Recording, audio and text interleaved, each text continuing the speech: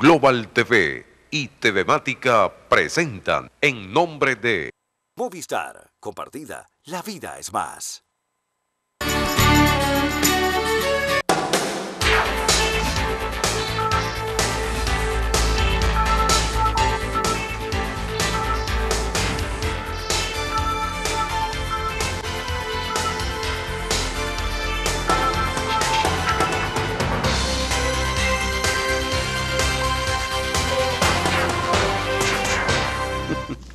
¿Qué tal, amigos? Bienvenidos, listos para iniciar nuestro programa. Hoy es jueves, de verdad que días con una agitadísima actividad. Hoy, bueno, los que nos movimos muy temprano en la ciudad encontramos muchísimos obstáculos, las vías están tomadas y uno conversa con amigos, que uno, el que tiene de buena fe quiere que se busquen salidas, plantea, bueno, lo que está pasando, hay un malestar, hay una situación que comienza a buscar nuevos cauces y sorprendentemente algunos no entienden que se trata justamente de una expresión que está siendo natural. Hay una especie de peligroso, incluso libre albedrío. Las comunidades, yo pasé ayer y hoy por distintos lugares de la ciudad y uno ve que la gente tomó su espacio. Este es mi feudo. Y entonces interprételo como quiera. Bueno, le quitan el derecho al libre paso a otro. Está bien, en efecto. Y si tomamos en cuenta que están reclamando y de esa manera sienten que es el único mecanismo que quizás encuentren sensibilizar a los organismos que han hecho caso omiso de muchas cosas. Y yo creo que se trata de poner en la agenda un poco de la honestidad que hoy reclama Venezuela, porque ¿cuántos más? Es una pregunta que se hacen por allí y de verdad que debe estar en nuestra conciencia a quienes nos duele.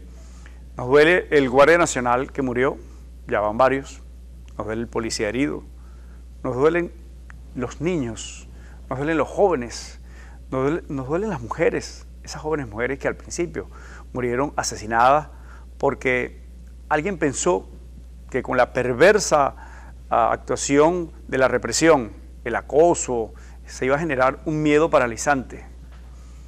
Y entonces el cálculo pareciera que está mal hecho. Se trata de los jóvenes y la rebeldía que está allí presente. Y quizás, si analizamos bien, encontrarán muchas razones para que nuestros jóvenes, en sus distintos grupos etarios, porque hemos visto, por ejemplo, intentaron meterse en algunos colegios, la policía, guardia, tengo entendido, porque los muchachitos de secundaria que hoy tienen una conciencia muy distinta a cuando a nosotros nos tocó vivir esos tiempos. Hay mucha información, hay una comunicación incesante, incontrolable por los mecanismos llamados redes sociales. Cualquiera tiene un pequeñito aparato en el bolsillo, no importa la edad, hasta los pequeñitos de preescolar, usted le ve ese dispositivo. Y entonces hay conversaciones. ¿Quién las controla? Conatel, el discurso del presidente, la MUP, los dirigentes de los partidos. No hay nadie. Es que hay una subcultura que ha venido creciendo allí. No solo se trata de que personas puedan hablar por allí, comunicarse por esa vía, sino que se ha formado, además de un metalenguaje, una forma de encontrarse y generar una especie de alianzas incluso, que hoy se están expresando en este asunto que tiene conmovida a Venezuela. Y yo creo que debe ser así. Debemos estar todos conmovidos. Como yo creo que a mí particularmente me duele muchísimo el que haya muerto un guardia nacional, un policía. Y los muchachos, pues también, padres, son hijos, son familias enteras. Es que se desgarra el cuerpo social del país. Es que perdemos en ello muchísimas oportunidades. Entonces, ¿qué podemos reclamarle a los muchachos? Pero bueno, quédense tranquilos, etcétera. ¿Qué nos dicen? Ajá, ¿y para dónde va esto? He tenido que encararme con familiares, muchachos. Mira esto. No, yo aquí no tengo futuro. Entonces, muchos han terciado por la retirada y se nos van. Se van y se instalan en otras latitudes, corriendo todos los riesgos, etcétera. Y en muchos casos también con una gravísima pérdida de lo más importante que puede tener un país, que es su recurso humano, muchos de ellos bien formados. Y se van insertando en esas sociedades del mundo, Europa, Estados Unidos, etcétera, y algunos con bastante éxito. Entonces, ¿qué significa eso? Quizás el éxito para ese individuo, esa familia, pero una gravísima pérdida para el país. Y entonces estamos ante eso, esos muchachos que nos dicen, aquí no tengo futuro, lo que estoy viviendo no tiene sentido, me matan, no hay empleo, no consigo las cosas que necesito, no me permiten estar en las calles, porque aquí no hay garantías para nada. Entonces, son esas cosas que están allí y entonces han ido como decantando y formando una especie de fuerza que estaba en estado latente y que algún elemento muy particular como el del estado Táchira, pues fue el mecanismo activador, como dijo Mao un momento, la llama que encendió la pradera. ¿Y cuánto más se puede incendiar de esa pradera? ¿Será el miedo generado por grupos que se disfrazan de civil, etcétera, y se les entrega armas y se les entrega una protección para que asesinen, para que atemoricen? ¿Será esa la vía? Pareciera que no. Yo voy a conversar hoy con una mujer madre, maestra, con una solvencia, además de intelectual, pues ética y moral, que yo creo que hace falta hoy rescatar en este país para hablar de paz, que no es solamente ese diálogo sordo o el monólogo, sino buscar a alguien que sea capaz de ponerse en el centro y encontrar que se unan esas fuerzas en una sinergia positiva para el país. Está con nosotros la doctora Lolita Anillar de Castro, ella está formando parte del Foro Penal Venezolano y de instituciones en las que ya tiene tiempo, de derechos humanos, etc. Hay un movimiento civil también regional creado por el Consejo Universitario de la Universidad del Zulia, precisamente para atender los casos de los jóvenes detenidos que no tienen recursos para poderse defender ante las arbitrariedades que están sufriendo. Entonces, estamos ahí asociados a varias organizaciones que tienen que ver con los derechos humanos. Evidentemente, el trabajo ha sido arduo porque, yo no debería empezar por allí, yo debo empezar por felicitarte por el discurso introductorio que hiciste, porque realmente hiciste un panorama perfecto de lo que está pasando en Venezuela.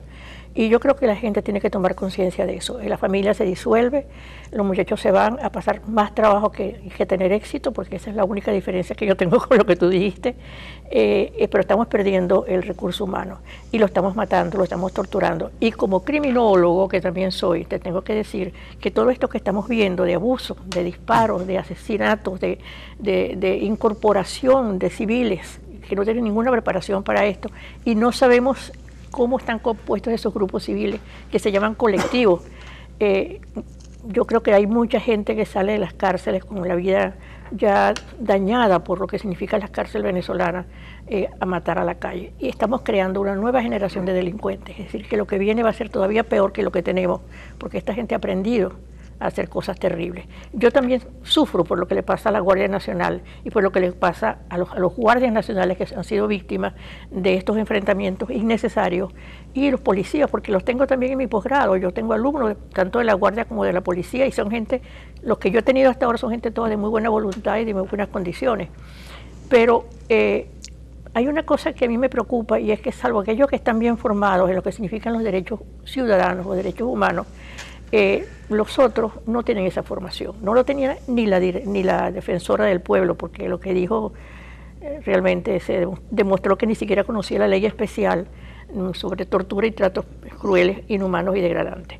No podía diferenciar bien una cosa de la otra.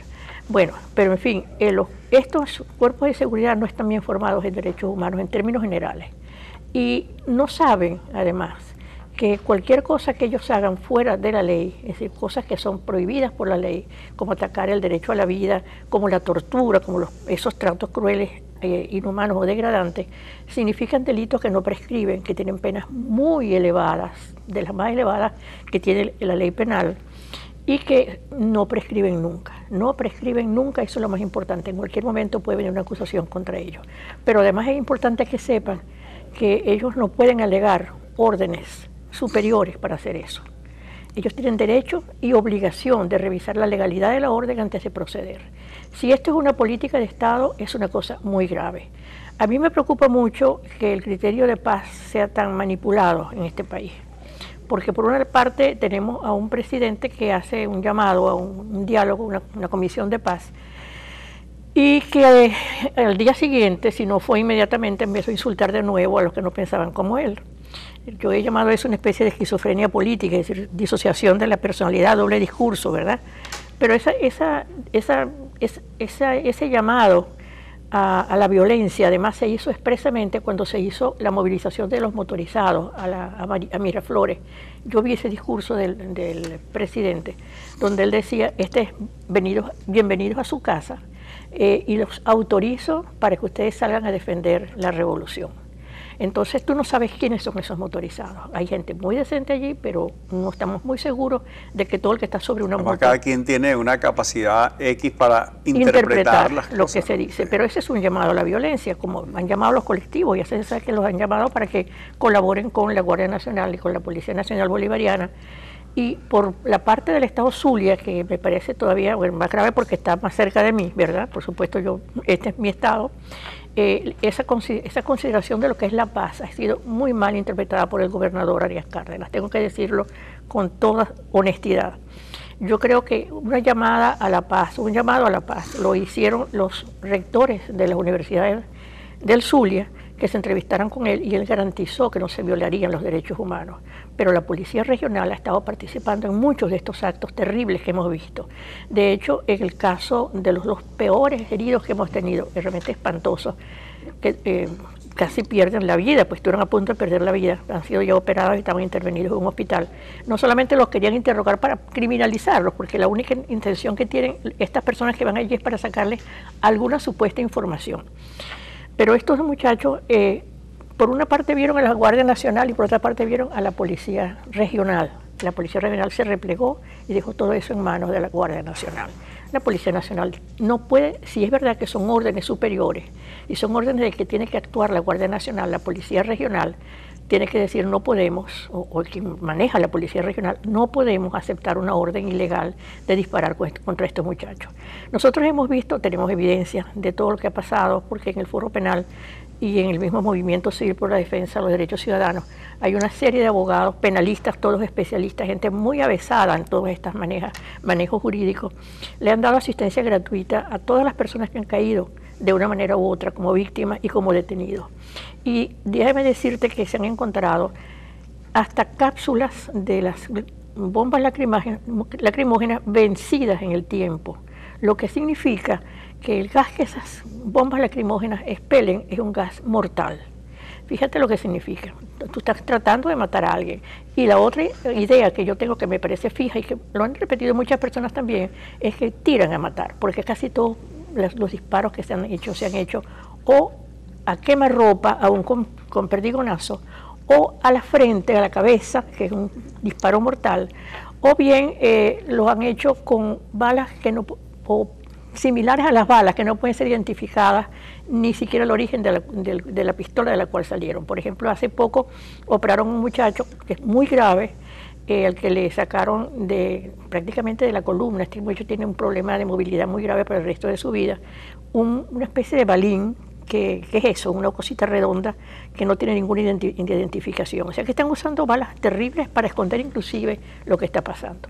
Yo le pregunto al gobernador Arias Cárdenas si le está obedeciendo esas órdenes o realmente él quiere paz en Venezuela y en el Zulia. Él se ha manifestado siempre como defensor de los derechos humanos. Yo no sé si él, últimamente, que ahora es cuando tiene su responsabilidad real, porque en otra oportunidad ellos tuvieron la posibilidad de matar mucha gente también cuando dieron su golpe de Estado. Si él está en condiciones de hacerlo, y si no está en condiciones de evitar que se violen derechos humanos, él debería dejar de comandar la Policía Regional.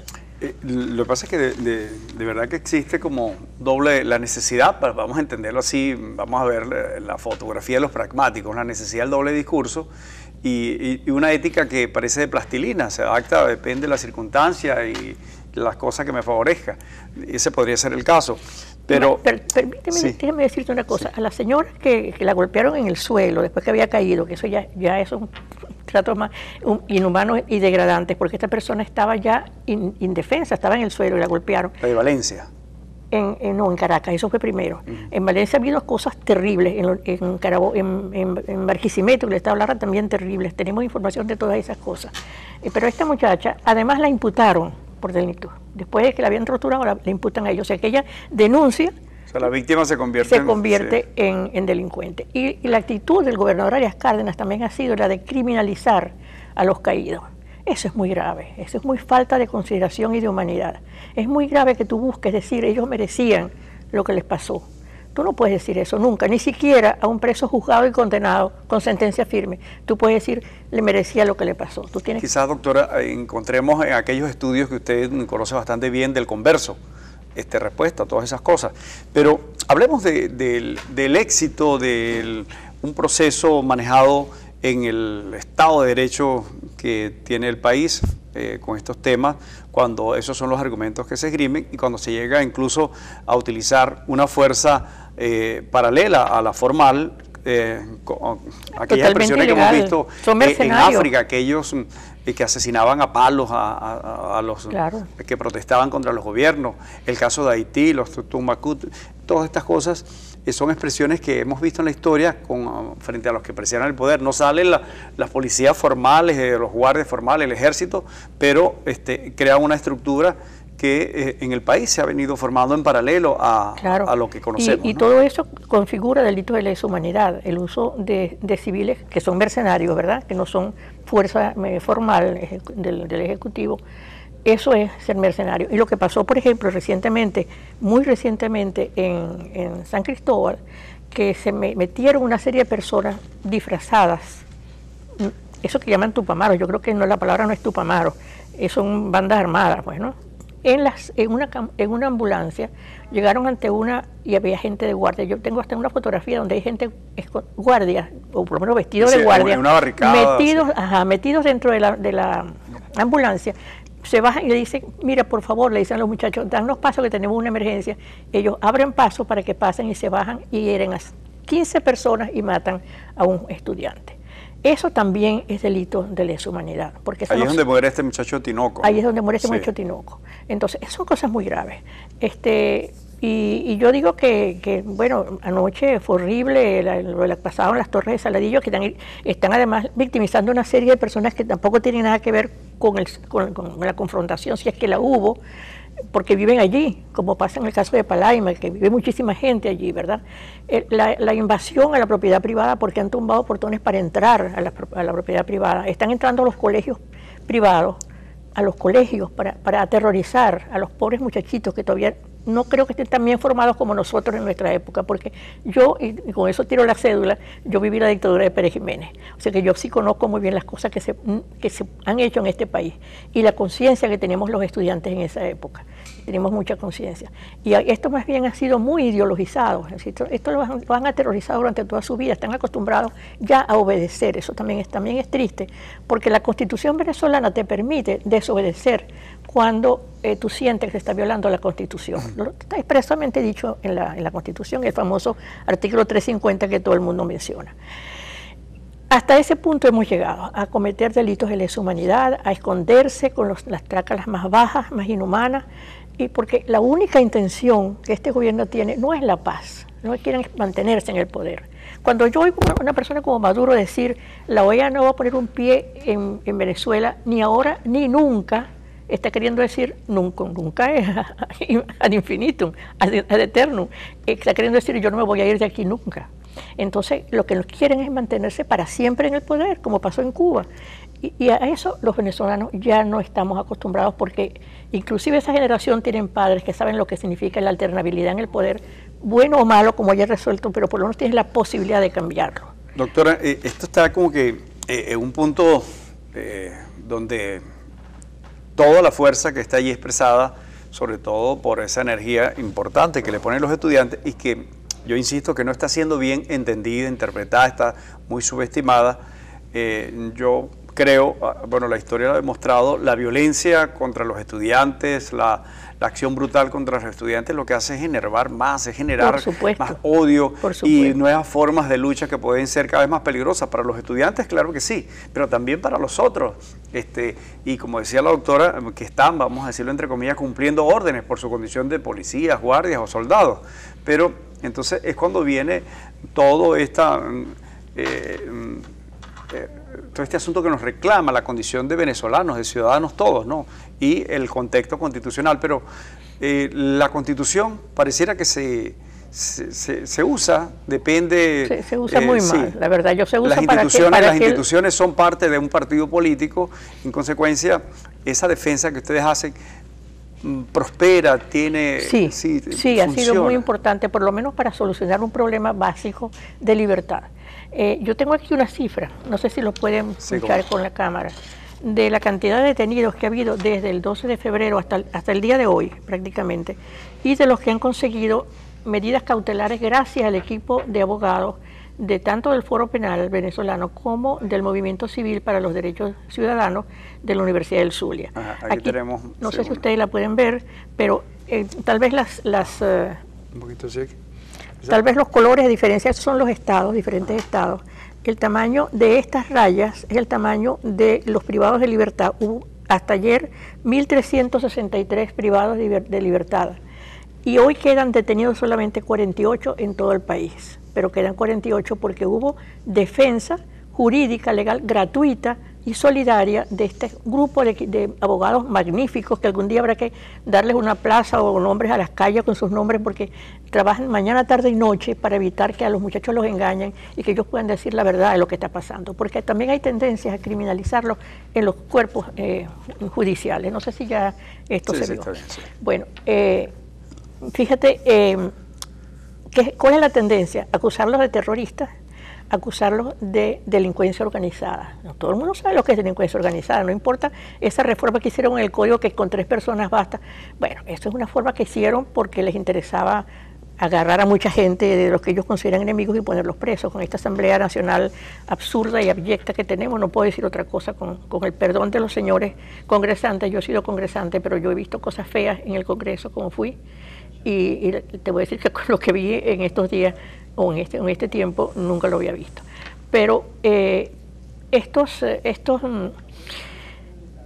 delincuencia organizada es el equivalente a la mafia, ¿verdad? Los grandes narcotraficantes, las grandes organizaciones, esa es la real delincuencia organizada, pero tiene penas muy altas en la legislación venezolana. Entonces, si imputan a estos muchachos con delincuencia organizada o asociación para delinquir, que sería más o menos la misma cosa, porque si ellos dicen, sí, yo conozco a ese que estudia conmigo, ese ya es uno de los 3 que necesitamos, y tenemos 2, ¿no? Entonces ya ahí hay delincuencia organizada. Entonces es muy grave, o que sean terroristas, ¿no? No es así, es gente que protesta y gente que tiene esa sensación que tú acabas de definir de que no tienen esperanzas en Venezuela, sino más que ir a barrer las calles de un país que le quede cerca, donde no lo voten o que lo deporten o que vaya a la cárcel porque es un ilegal. Entonces es muy triste que nos hayan convertido en un país de exilados, un país que nunca tuvo eso, ¿verdad?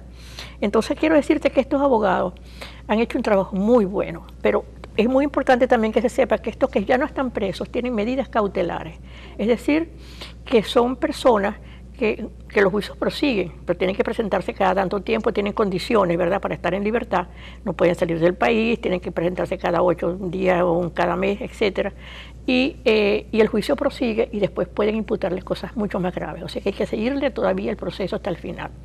Y quiero decirte que no estos grupos a los cuales yo pertenezco, de defensa de los derechos humanos, no solamente no pertenecen a grupos políticos de ningún tipo, no. Para comenzar, los estudiantes no quieren saber nada de los partidos políticos. Ese es otro elemento que hay que también analizar en esta situación.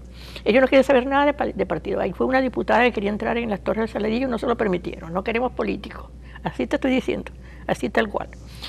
Bueno, no somos representantes de partidos políticos, no tenemos más interés que el de ayudar a los muchachos, ¿verdad?, cualquiera que sea, aunque sea del gobierno o sea de la oposición. De hecho, hubo un caso famoso, yo digo famoso porque fue como muy excepcional, pero no va a ser excepcional toda la vida, porque ya están bajando, como se dice, los cerros. Ya los cerros de Marí bajaron también el otro día el Milagro. Ahora se les llama las colinas de